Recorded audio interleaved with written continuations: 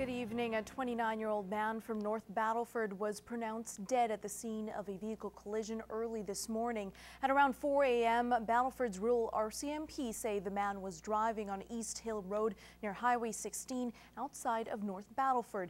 He lost control at a curve and rolled over and was killed. He was driving a gray GMC Envoy SUV and no other vehicles were involved. His name is not being released and the investigation is ongoing. Meanwhile, an alarming complaint of sexual assault from two young girls has led to an arrest outside the border city.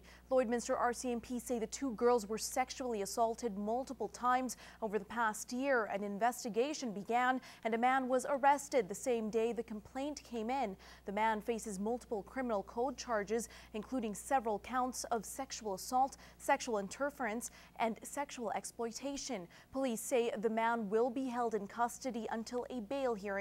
RCMP are not releasing the identity of the offender to protect the young victims. Traveling from point A to point B has not been cheap lately. Gas prices constantly fluctuate, and last week analysts say they climbed to a 2-year high. Annika Notfate has more on what is causing the rise. The simplest explanation for the skyrocketing prices: demand is high and supply is low. Leaves high prices. For us guys to go to town, it's 80 kilometers, so it gets expensive.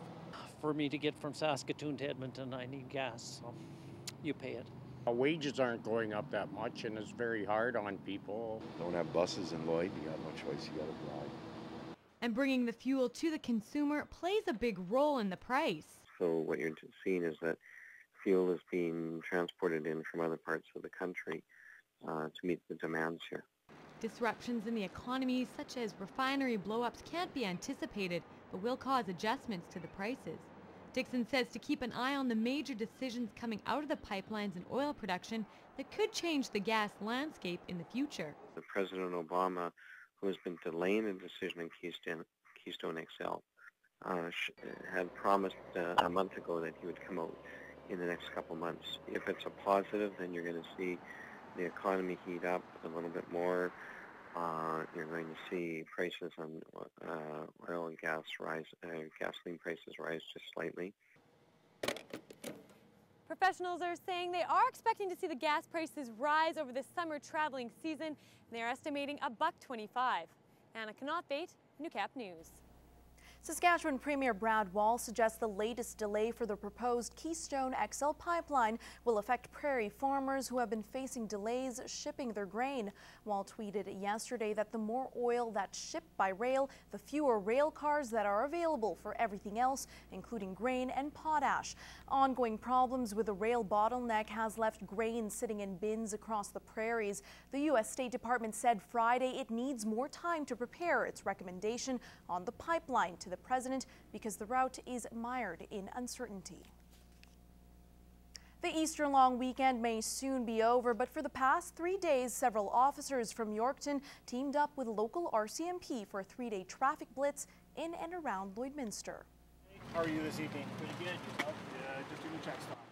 The check stops began on Friday all throughout the city. The group of Drugs Recognition Experts, or DREs, is a 5-man team scattered throughout the province. We're a group of evaluators that go around the province as part of an impaired driving enforcement team to educate the public about impaired driving, either by alcohol or by way of drug, and the importance of not driving while you're under the influence of either. More than 7 impaired drivers were caught and taken off the roads, as well as several vehicle equipment infractions, making it busy not only for the RCMP but for tow trucks as well.